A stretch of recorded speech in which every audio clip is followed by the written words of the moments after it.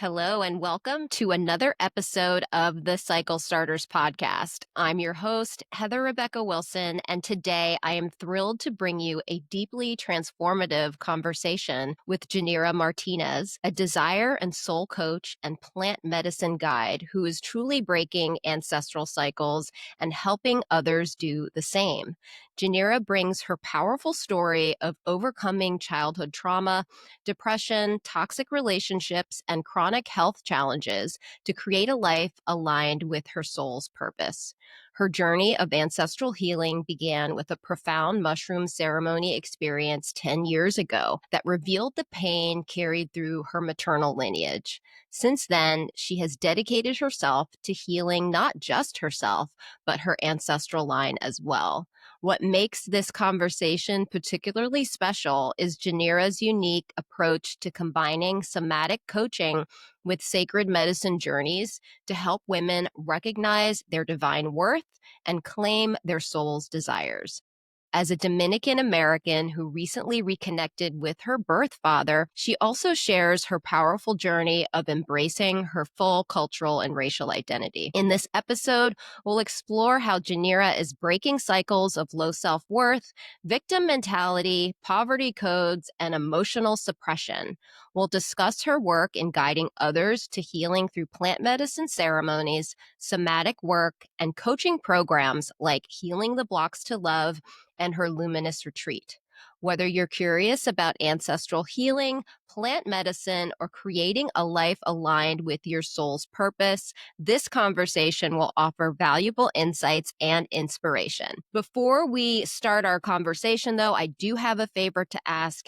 If you are enjoying the content that we are creating here on the Cycle Starters podcast, please like, subscribe, comment, and share our content with your networks. It really supports the algorithm in getting our episodes in front of more viewers. So thank you in advance for that. I really appreciate the support. And without further delay, let's dive into this conversation with the incredible Janira Martinez. Hi, sis. Hello. So good to be here. Yeah, I'm so happy you said yes to being on the show. I am really, really excited to be in dialogue with you. I think you have such a compelling and transformative ancestral healing story. I cannot wait to get into it. So, yeah, thanks. Yeah, I'm psyched. I'm psyched. There's so many aspects and layers to this journey. Lots to share. All right, well, let's get into it. So, tell me a bit about your ancestral background. I know I mentioned a little bit in the intro, but what can you tell us about your ancestors? Yeah, I was born in Bronx, New York. So I'm American um, by nationality and you know cultural upbringing, but I am 100% Dominican bloodline, both parents, Dominican Republic. Yeah, that's pretty much my ancestry, which of course also means that I have European, African, and Native roots, right? There's the whole deeper layers there that I am Beautiful. so deeply connected to as well. Wonderful. All right. Well, so I am so curious. I want to know, when did the concept of ancestral healing enter your consciousness insofar as, when did you realize, oh, things can be passed down from generation to generation, but then also that you had the power to shift these patterns and cycles yourself? So when did all of this occur? How did this occur for you? Yeah, it was definitely, as you mentioned in the intro, in my mushroom journey, my first like ceremonial mushroom journey, uh, about 10 years ago or so, when I had this profound vision of all the women on my mother's side. It wasn't just a vision, it was a profound vision and somatic experience. I mean, I was crying on the couch for many hours, feeling intense pain in my heart. Okay. But at the same time, I was seeing all the women on my mom's side. Of course, my mom and aunts and grandmother and those beyond, that I'd never met, and feeling all of their pain and particularly their resentment toward men. I Mm. could feel it in my own body, and I had this like shit moment because I was like, I have this exact same pain and story right now. I'm living it with men. That was when I first woke up. Wow. All right. Well, so when did you realize I actually have the power to stop this pattern from repeating? Yeah, I mean, the pattern itself, it was, resenting men, feeling a victim to them, that the my relationship, the experiences in love were basically all their fault, that men were shit. That was the story that I had, which I was perpetuating in my relationships. You can imagine if I believed that, what I was attracting, right? What I was creating, then I was choosing men that fulfilled that belief. And I was creating really toxic relationships with men who wouldn't commit or men who cheated, et cetera, et cetera. Really destructive fighting. I was very resentful and felt like men were garbage. And this is something I grew up hearing all the time and something I saw that in that mushroom journey, like all the women in my family experienced. And I realized after that ceremony, I was like, okay, it's not just me. And it's so much deeper than what I just witnessed. There's something here. I just knew by the depth of the pain that I felt in that ceremony that it was like a story that was passed down, almost implanted in me, Mhm. but that I wasn't powerless to it. Because by the end of the ceremony, what happened, Heather, was like, yeah, I literally spent 5 hours crying on the couch, but I woke up to that voice like, I'm living this out because I've been believing it, and if I stop believing it, I can break the cycle. I can be free. It's just been passed down, but I have the power to stop. And I was literally dancing in my living room and then showering all of that energy off, and it was just so clear to me, clear as day, that very night, that I had the power to change. And literally from that day forward, I started to do so much work, somatic work, especially embodiment work, sexual healing practices, to start to unravel these threats that were living inside of me. This is so beautiful. I love, that this all happened for you inside of a psilocybin ceremony. I had my own journey of coming out around how plant medicines have supported me on my ancestral healing journey. It's kind of out there for people. I think that ancestral healing is still kind of out there for people, so I really appreciate you being fully transparent about yeah, these plant allies really supported me and sort of like bringing this trauma, this wounding, this story up to my conscious mind, right? So that I became aware of it and helped you really clear it out. And it sounds like you had a massive energetic clearing of ancestral trauma in that session. And I've experienced something like that as well. It wasn't inside a mushroom ceremony. It was outside of that, but I've used it many, many, many times for energetic maintenance, basically, because I'm a highly sensitive person. I know you are too. And we pick up on the energies around us? So, yeah, very, very cool.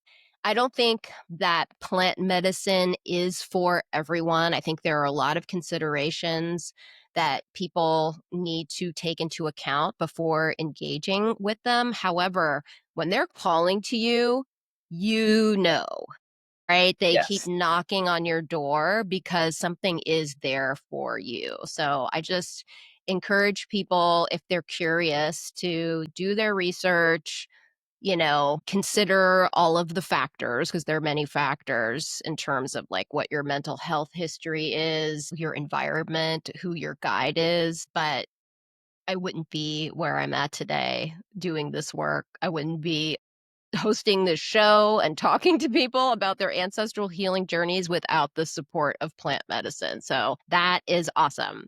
And I love that you're helping other people do this, it sounds like. So it sounds like, that journey, that massive energetic clearing was the start of your mentoring, space holding. Is that correct? Like, how did you get to this place where you're at holding space for other people?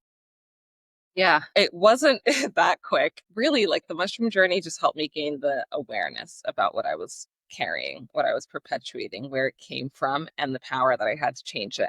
I wouldn't even say that it cleared it in that ceremony. If I'm honest, it just paved the way for me to begin my path to turn toward myself and start to heal. So from there, I sought out programs, sexual healing, for learning about masculine and feminine relating, or just learning how to even feel my own feelings, because that night that I cried was one of the first times that I'd cried in over 12 years. I'd suppressed so many of Wow. I've suppressed my emotions, my tears, primarily my sadness, my grief, for so long. So I sought out these avenues to help me access what I'd begun to access in ceremony.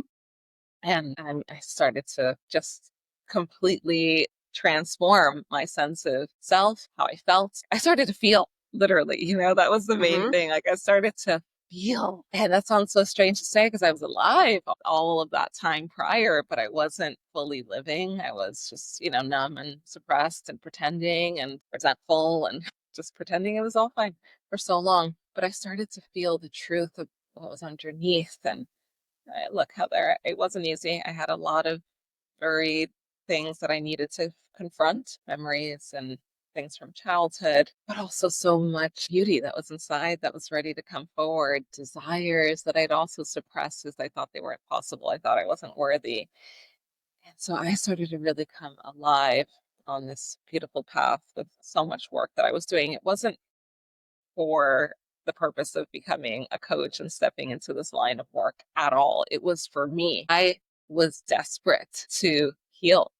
I mean, once I saw how much I had inside of me and the contrast to how I'd been living, numb and resentful, it was just like there was no other choice but to turn toward this. I want to share one more thing also, because that ceremony, I remember I had all these crystals that I placed around the room, and one of them was this rose quartz that I took in my hand during the ceremony while I was on the medicine mushrooms, and I had it in my hand, and every time I took it in my hand, I just felt nauseous. Like I wanted to throw up. I wanted to throw this rose quartz across the room. I went to the bathroom several times thinking I was going to vomit.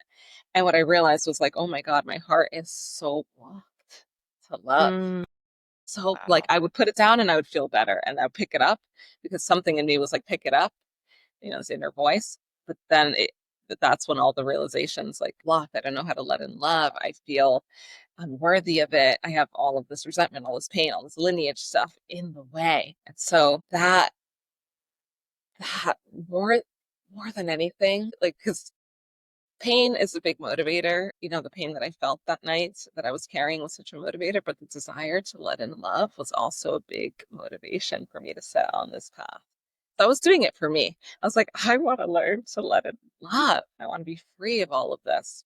Anyway, so I spent years just, you know, unraveling and learning and healing and healing my relationship with men, healing my relationship with my pleasure, my voice, so many things that were blocked that were also part of things that were suppressed due to my upbringing and due to my ancestral lineage. I mean, it wasn't just resentment toward men. What I realized, it was like nobody in my family expressed any emotion but anger. Everything else was seen as just unnecessary or even shameful to feel, right? Especially sadness, like you're weak, you're pathetic, you want a reason to cry, we'll give you a reason. And I saw that that was something that needed to be healed, but also pleasure. The women in my family were just bitter and hardened, and they weren't living in their pleasure and their joy. So I was rewriting that story, following my desire, expressing my truth, all things that I never witnessed. The women in my family just kind of,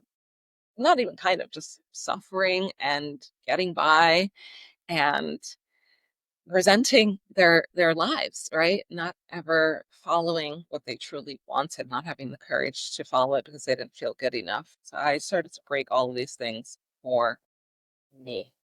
And eventually, I was sharing about it online just because I felt so moved. I couldn't hold it in. I needed to share. I needed to express. And people started writing to me and asking for support, and did a coach training at the same time. Again, not even thinking I was going to be a coach. I did a desire and intimacy coaching program. Way paved itself basically for me to do this work as I worked on myself. That wasn't my primary intention to do any of this.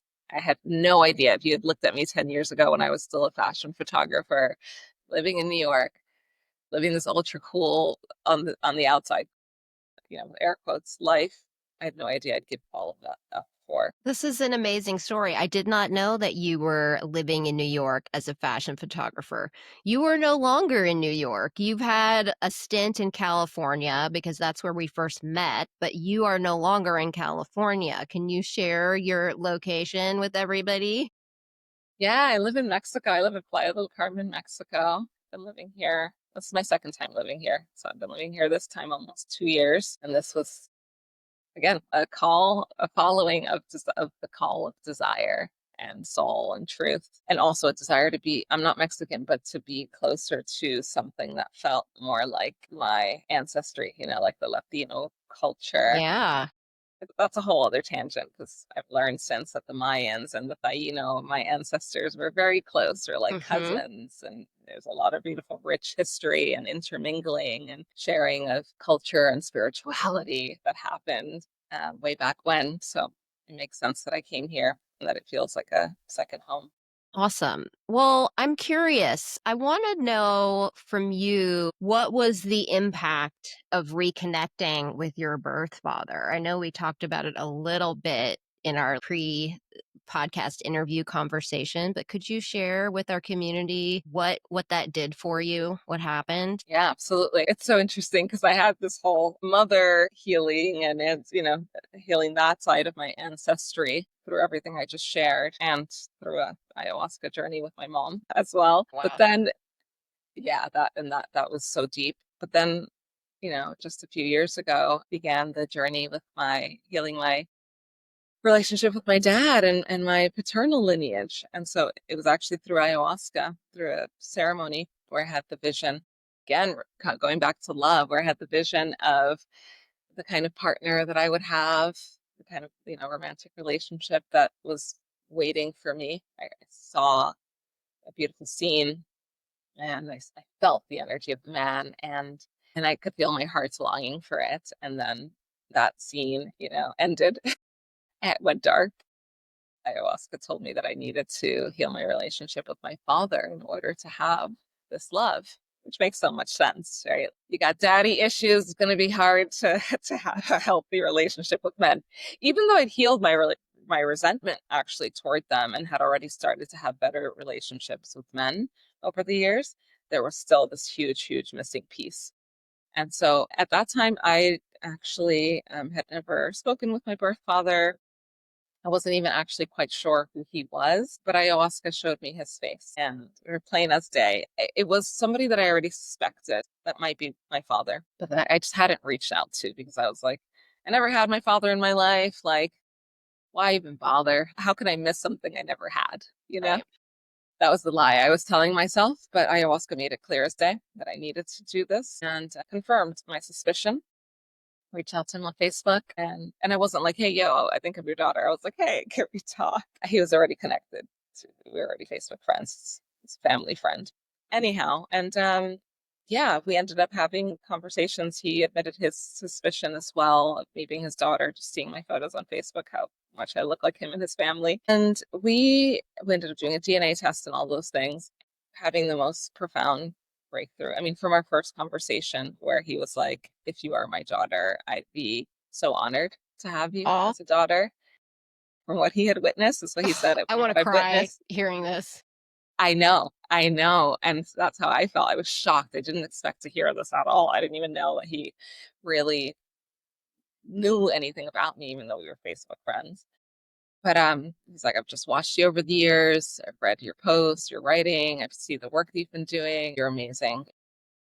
So I'd be so proud and honored to be your father. And right there, that's when the healing began, Heather. I was like, wow, I didn't know that this was what I was missing. Father's love and praise and being seen by the masculine. I'd never had that. I mean, I'd never had that love and praise from my mom until we did ayahuasca, which came after all of this with my dad. I'd never had that. To have it from masculine, from a father. It was a void in my heart that I wasn't even aware of until that moment. So We met months later after the DNA test confirmed that he was my dad. And I've been very like guarded up until then. I'm not letting myself feel too much. But as soon as I saw him, I was sobbing for hours when he was crying. It was this feeling of love from the get-go that I felt like on in ceremony, I felt when I'm connecting with the beyond, and my heart is so open, but I'd never felt like that in the flesh. And I tried to get men to give me that subconsciously. I didn't know, Yeah. but of course no man could give me that, the love of a father. And he just loved me from that first phone call, really. But I felt his love, and in person, and then it was an unexpected opening, not just to love. There's so much I don't even know like what to focus on, because it opened me to realize the way that I've been relating with men, trying to get something that they couldn't give me, choosing men, any man, clinging to men that weren't right for me, just because I was so desperate for a crumb of this that my dad had for me. So it led to a deeper healing in my relationship with the masculine, right? But it also led to this deeper healing. Actually, not even deeper, just this new path of healing my relationship to my ancestry, my blackness, because my dad is dark skinned, he's Black Dominican, whereas my mom is a lighter yellow, but more, her family has way more Spanish ancestry, Spanish and Native. And so it was like me waking up to, oh shit, I'm Black. Obviously, I knew I was brown. I never denied that I had African ancestry. Dominican, I'm African and European and Native, but it was like in my face, like I am my father's daughter. I am Black. Everything that happened with Africans, it felt removed from me somehow. I know it sounds absurd, but that's the way the mind works. We distort things to fit makes sense to us and what's comfortable. But I was just like, African American history isn't my history. I grew up here. My family wasn't slave in this continent of North America. But when I saw my dad, it was like, this is my history. Like directly, I could feel it in my bones, even though I knew it was my history. Am I making sense? I knew it intellectually, but all of a sudden it woke up something in my cells, in my DNA, that was like, I have African slave DNA. And it woke up all this fucking pain and rage and awareness of the racial bias that I've had inside of me unconsciously, of like, I have European DNA, I have Spaniard, Portuguese, and I'm lighter skinned. So I just felt myself superior to my African side of me, the Black side of me. It woke up so many things inside of me that I needed to look at and get right with. Yeah, I could go on and on and on. I'm gonna take a breath. I could see your moves, but that's how I felt. You have no idea how many times I cried, and sometimes continue to cry at the amazing wonder of what this journey has been. My dad. Oh my gosh, Janira, that is such a beautiful story. Thank you so much for sharing that story. You've moved me to tears. That's actually the first time this has happened on this show. Um, yeah, just what you shared, all of it is so tender. And I think the processing of how you had internalized anti-blackness, I think it takes a lot of courage to like speak that aloud. And I just so appreciate you being so transparent about all the different aspects of this journey.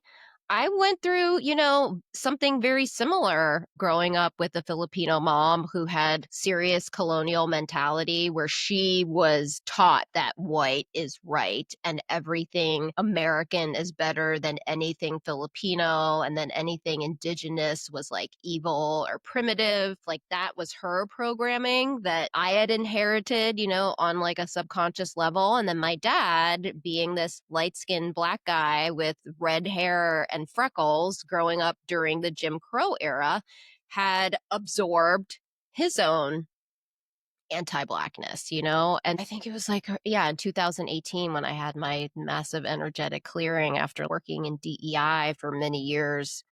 Oh my God, it was so much grief, so much pain and sadness that came up around that. So I had to go through like a whole thing.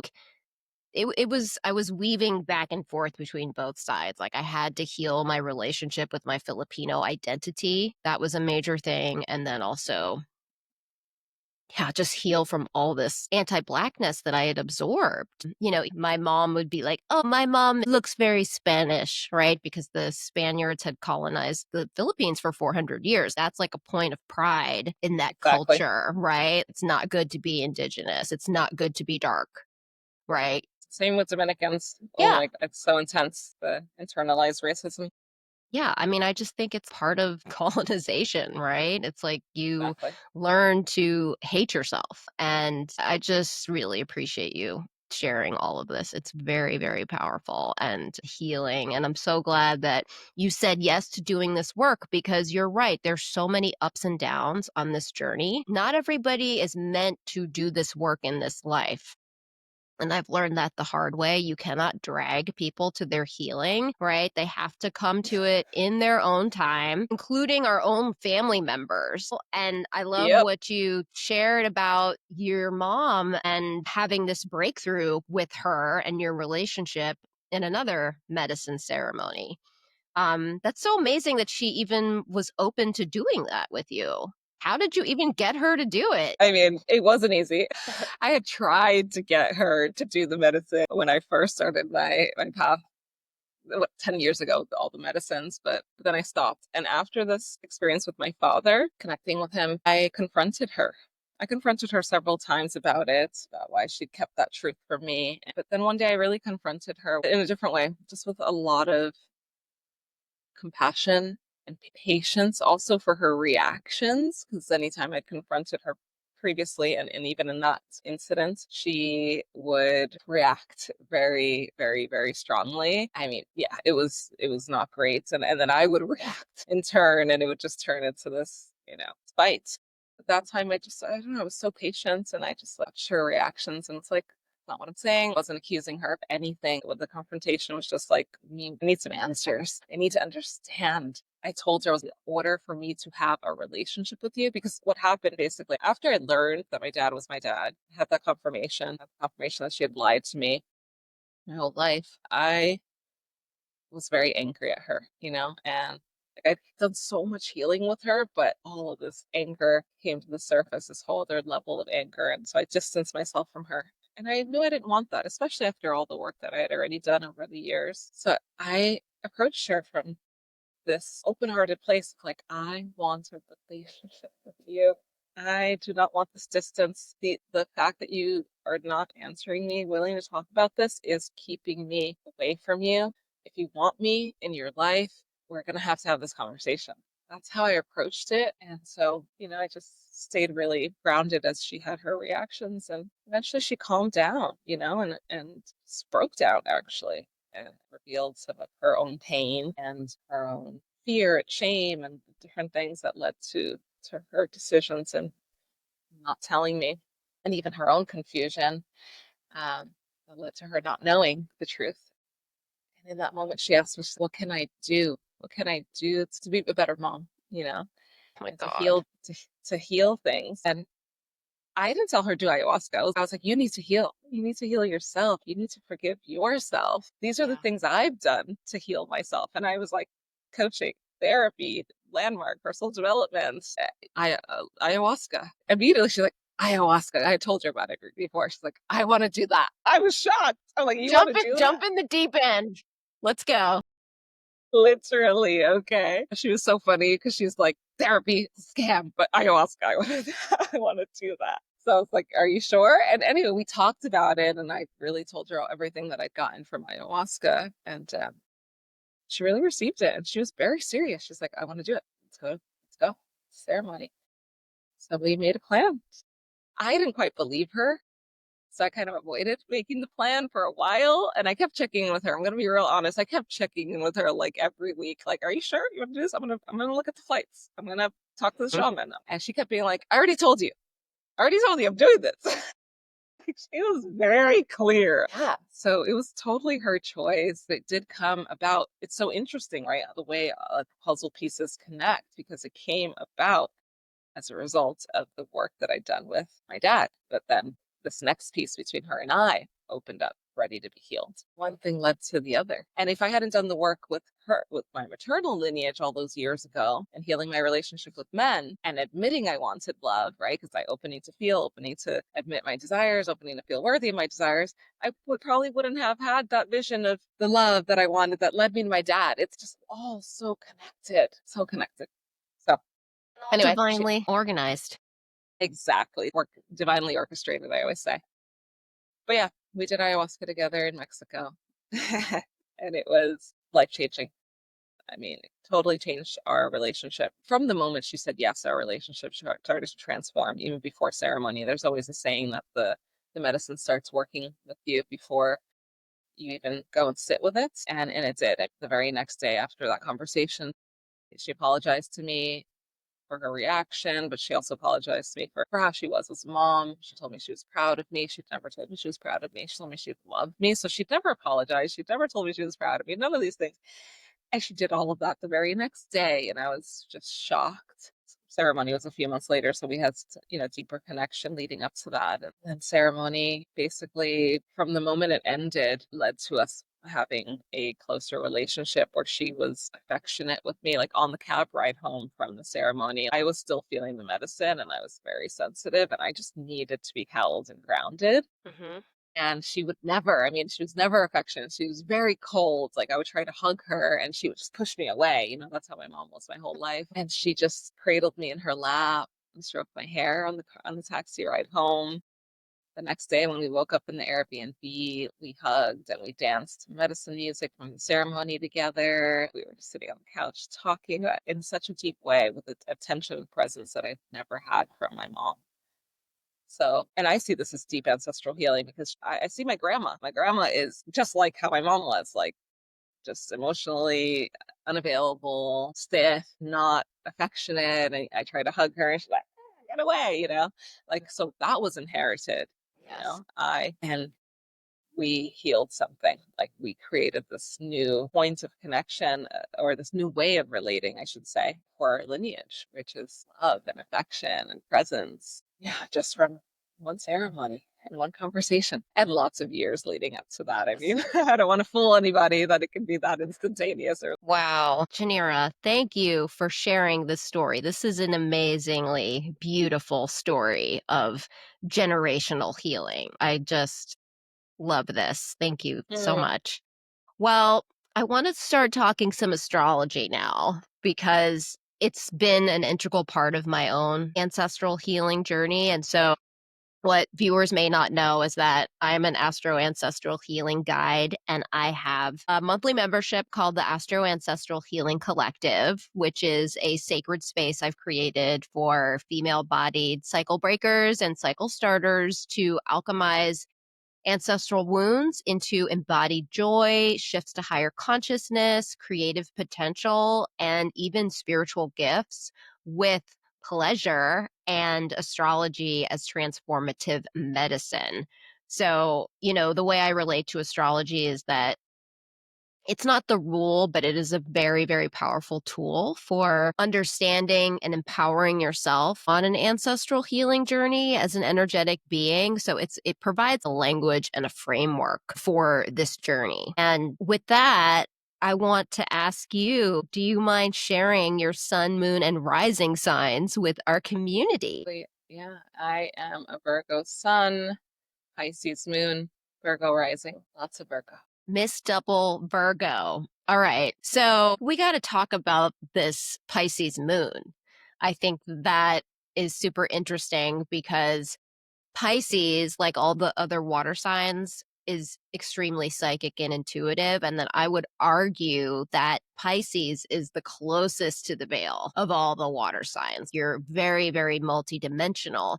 And so the moon, the reason why it's part of your big three in astrology with your sun and your rising sign is because your moon represents your emotions, your emotional core, your emotional inheritance, which includes ancestral wounds, but also the gifts that your ancestors have given you. So, water is our emotions, our feelings, our sentiments, and Pisces is mutable water, so it's changeable and adaptable. But I would also say that Another way to relate to it is that it's like water without a container. It's water that seeps into everything it touches. And each of the signs is a spectrum of psychospiritual energy with a high expression and a low expression. And Pisces, in the highest expression, is spiritual.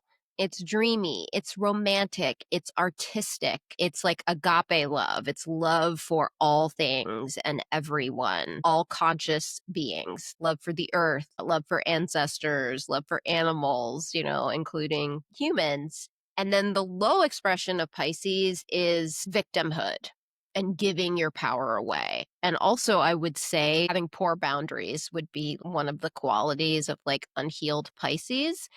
You feel everything. I know just from talking to people with this placement, or if they just have strong Pisces presence in their chart, it can be really overwhelming.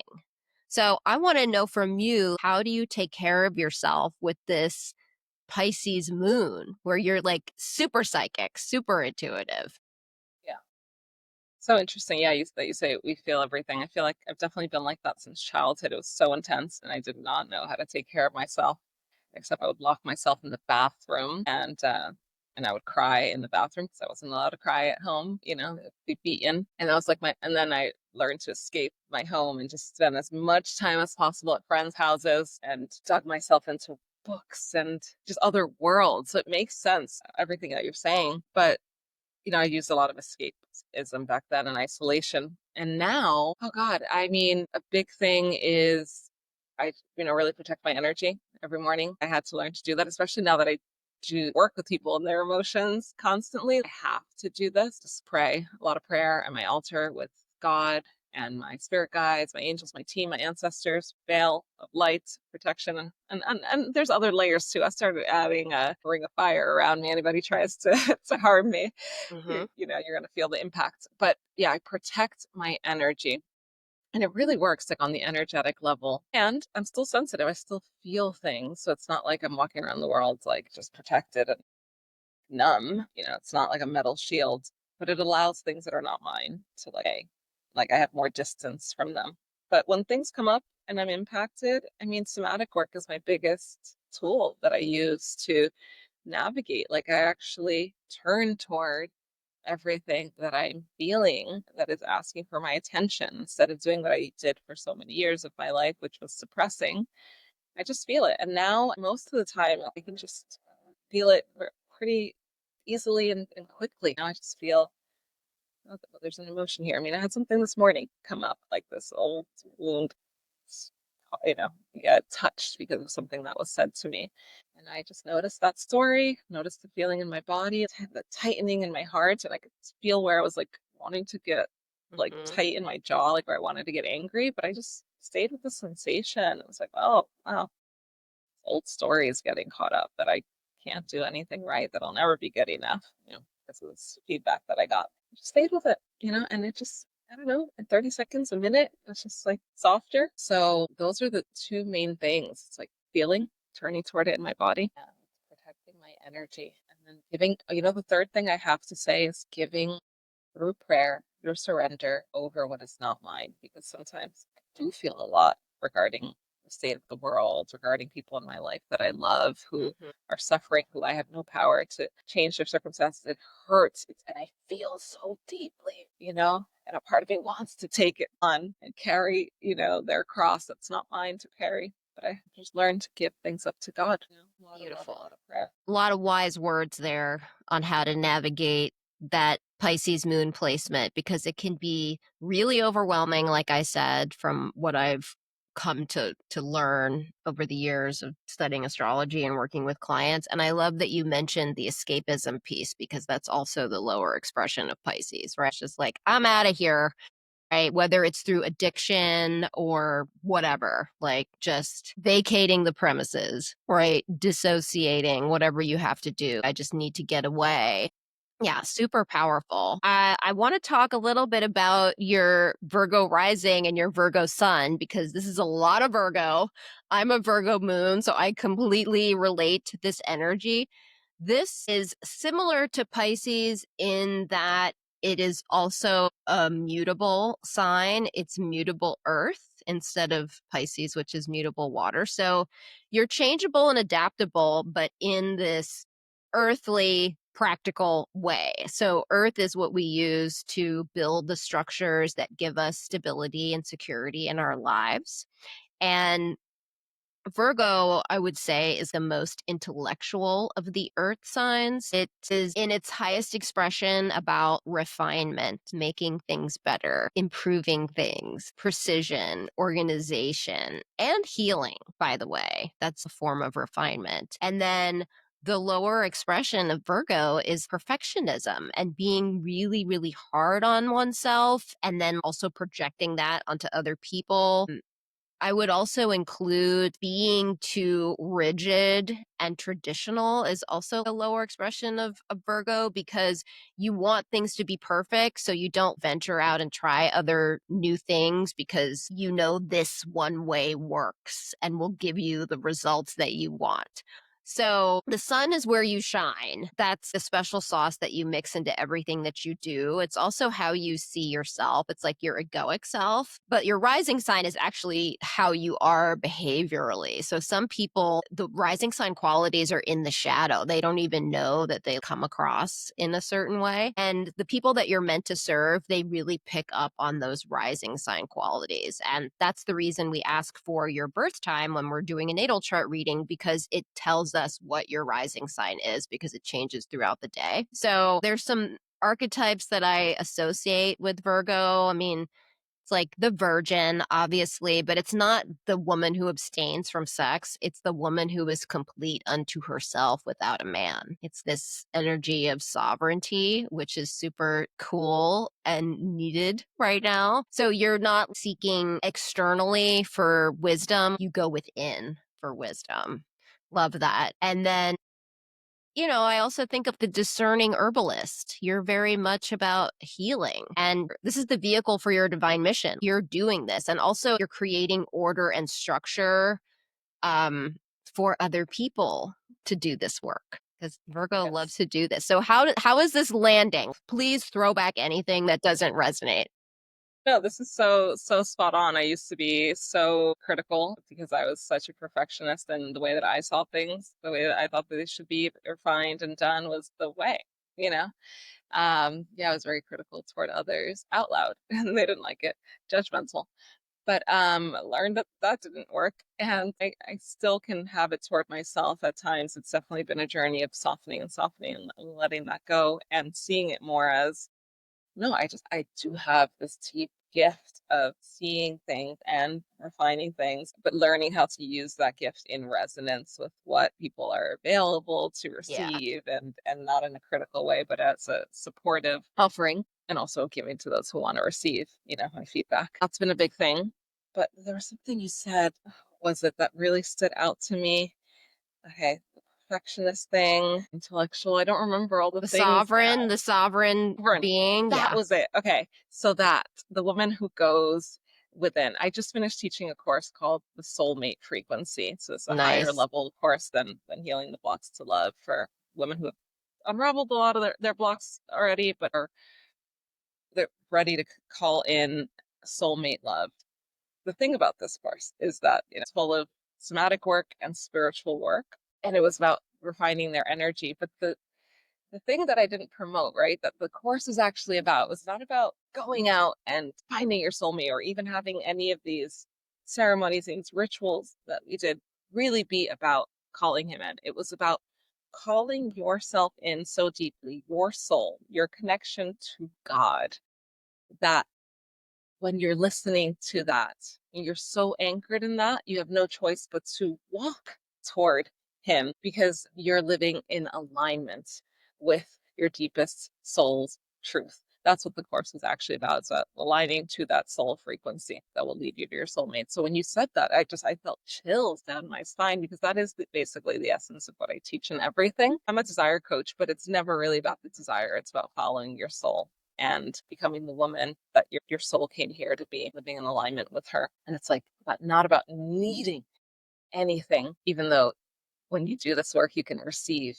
everything that's meant for you. So it's something just clicked. I was like, this is exactly what my mission is about. It's what I Yeah, teach and live and breathe. I love it. I'm I've so ever glad heard that of resonated.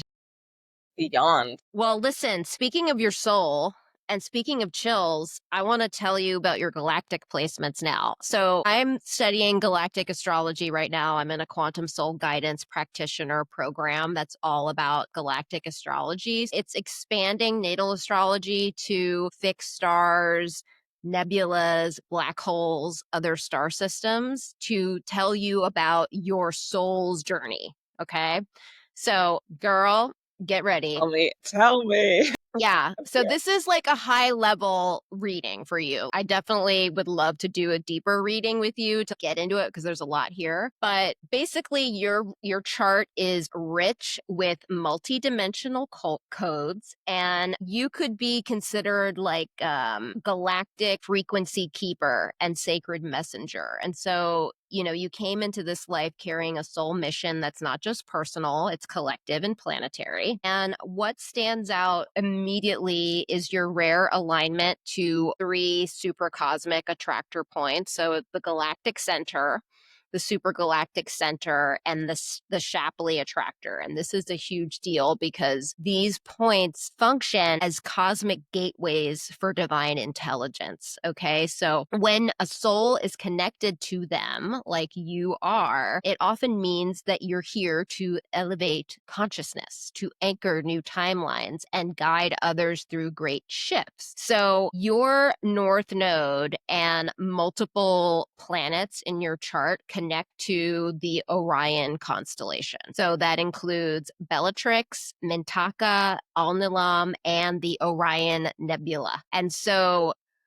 I don't know if you had a past life in the Orion star system or you visited there, but there's a soul connection. That's something we'd have to dive into, like what the quality of it is, because all of this is very nuanced, but there's a connection. And so Orion star seeds are often fierce truth tellers with an innate sense of justice, and they walk through duality in many lifetimes, and they carry strong coding for integrity, embodiment, and evolutionary clarity. And then you're also tuned into the Fomalhaut frequency. And so that's one of the four royal stars that is associated with Christ consciousness, basically. So it's associated with sacred healing, unconditional love, and spiritual devotion. It shows up in aspect to your part of fortune, your Neptune and Pluto, which just means the path of expansion for you includes transmuting pain into compassion and helping others do the same. And then your sun is in opposition to a star in the Pegasus constellation called Markab. And it's associated with visionaries and wisdom keepers who bridge the earth and the sky. And so you are 100% meant to trust your inner knowing, um, even when it feels nonlinear, even when it Oh, feels like unexplainable. And then you also have alignments to Auriga Capella and Beta Centauri. So Capella is in the Auriga star system, Beta Centauri is in the Centaurus star system. And so you're part of a lineage of embodied mystics and cosmic midwives. And you might find yourself pulled towards guiding others through threshold spaces, endings and beginnings and identity shifts, all as sacred rites of passage. So you are the path. You're not following anyone's path. You are the path. And the more you trust your own frequency, basically, the more you'll draw in people and opportunities that are attuned to your truth. So there are like four energetic themes in galactic astrology that we look for. We look for certain markers in a chart. So there's like the teacher, influencer, speaker, there's the innovator, inventor, there's the dense energy transmuter, and then there's the galactic ambassador, which has everything in your chart. 2 to 3 royal stars, certain markers to particular star systems, and then also 2 to 3 of the super cosmic points. So you are a teacher, truth teller, healer, influencer, guide. So I know that's a lot of information. How is this landing for you? oh my God, I'm obsessed. I'm literally obsessed with all of this. respect astrology. I think it's amazing, but I've never been so drawn to it. I've had multiple birth chart readings. This is a whole other level right now. I'm like, oh my God, I need to learn everything about everything you just said. It's so exciting.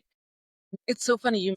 Everything you mentioned was like, yes, yes, yes, 100% on. But you mentioned like Christ consciousness, and I dieted a plant. Dieting just means like I worked with it continuously over a period of time in a very ceremonial fashion. This plant called Noyarao, which is the tree of light it's a tree from the Amazon, and it has glow in the dark leaves, and it has the consciousness of Christ, Buddha, enlightenment is the consciousness that it emits. Since before working with it, but especially since working with it, I have been so drawn to learn more about Christ consciousness. And it's already weaving itself into my work as anything that I learn does. So I'm just like, wow, like how, like that's in my chart. I just have been awakening to this over the last year. And here it is already written in the stars for me. Yeah, all the other things. I mean, 1,000% yes. I'm like, where can I learn more? Let's have a reading like tomorrow. My work is evolving a lot lately. And even in the soulmate frequency course that I just told you about, I thought it was going to be more about love very directly. We talk so much about soulmate love, but it's about soul, and it's so many codes like and teachings coming from the beyond, I call it, from God. And I feel like that's what I'm meant to be doing more and more of. Okay, I want to confess it here for the first time to the public, but something that I was really struggling to accept that actually came to me in the ceremony with my mom, that I also ceremonies, that I'm a spiritual guide and I'm meant to teach. I'm not just a coach, which coaching is amazing, but it's deeper. I'm a spiritual guide, and I'm meant to teach these teachings. I didn't feel worthy of that for a long time until recently, until just before I started teaching this course. So everything that you're saying is just like confirming things that I've been awakening to recently, honestly. Amazing. Yes, Janira, you have a very, very galactic chart, and it just shows me that your soul is ancient. Very, very ancient, and connecting with all of your ancestors in your maternal line, like the stuff with your dad, the healing with your mom, like you have the capacity for this crazy transmutation. Oh my God. Do I have time to say one quick thing Yeah, about of that? course. That is so real, because something I realized when I started to do this ancestral work, more so in the last couple of years, since I started to work on the stuff with my dad, is that I am the one. I am the chosen one, and not in an egoic way, but I'm the one that's been chosen to transmute these energies of my lineage through my body, which is very freaking intense, but I've had a lot of chronic illness, and so much of it has had to do, yes, with childhood trauma, but also with a lot of the lineage stuff that I've been handed down and been asked to transmute. And for a long time, I was pushing into a corner, turning away from. 2 years ago, when I was living in LA, I started to do mushrooms pretty regularly. Yeah, I was doing somatic work and ancestral work every single time, moving stuff that wasn't even mine through my body, that was stored in my liver mostly, that was from my ancestors. And the medicine, the spirits from the beyond, my ancestors, I saw them, I felt them, were telling me exactly what I needed to do. And I saw it in a vision in the fire when I did peyote. When I was like, oh my God, why do I feel so much? Why is life so intense? And why do I have to do all this work to heal everything? I was like, oh, this is too much. And they were just like, toughen up. You're the one. We chose you. This is your mission. I was like, oh, damn. Like I knew it, but I really know and feel this. It's part of my dharma here to transmute not just my own pain and help other people with their pain, but my lineage's pain, transmute it through my own vessel. Doing it. You are doing it. You are doing it. And I hope Doing it. you use this as just another permission slip to do your work in the world and shine as brightly as possible. It was a pleasure and an honor to look at your natal chart and then also to look at those galactic placements. And I hope that we can go deeper in a reading at some point when I'm done with this certification. I think that would be so fun and amazing and inspiring for you. I want to know now, what are you working on? What are some cool projects that you can tell us about that you're excited about? Yeah, absolutely. So I'm going to run another round of Healing the Blocks to Love, one Mhm. of my signature programs for the woman who's ready to really open her heart and release all the wounding, the blocks, the toxic patterns. There is some deep lineage work in there, looking at what you've inherited and transmuting that as well. So you can finally have healthy, loving relationships with men. So I'll be running another round of that this fall. I haven't decided if it's going to be late December or early January of 2026, but I'm going to be running Luminous, which is a plant medicine and somatic healing retreat for the woman who's ready to really call in her soul purpose. And I don't just mean career. I mean just like, oh, what are you here to do? To make money. Like, why is your soul here? Why were you incarnated in this specific moment in time? What lessons are you here to transmute? What are you here to teach? What are you here to live? So that's luminous. I'm doing my plant medicine ceremonies that are somatic soul ceremonies. It's always a connection of body and spirit, and my one-on-one coaching. This, deep work with a woman who's ready to truly live in alignment with her soul's desires and feel worthy to receive them. Beautiful. I love it. This is awesome. And if people want to learn more, find out how to work with you, where should they go? Yeah, probably the best places, Instagram, if you want to get a feel for me, at Janira_Martinez. And then I write and I post there pretty regularly. So you can always DM me there. My website, JaniraMartinez.com. Fantastic. All right, my dear. This has been such a wonderful, inspiring, deeply moving conversation. Thank you so much. I have one last question for you that I ask all of my podcast guests. What are the new cycles that you are starting in your lineages? Yes. Healthy relationships with men, healthy love. That's one of the biggest ones. Thriving instead of just surviving. Mhm. Okay. We didn't even talk about the poverty codes in my lineage, but that's a big one. Stepping into thriving, living from worthiness and feeling worthy to follow. From there, that creates all the things that I am, Yeah. aligning my lineage with is worthiness to receive love, worthiness to follow your desires, worthiness to experience all the goodness that this earth has for us, travel and adventure.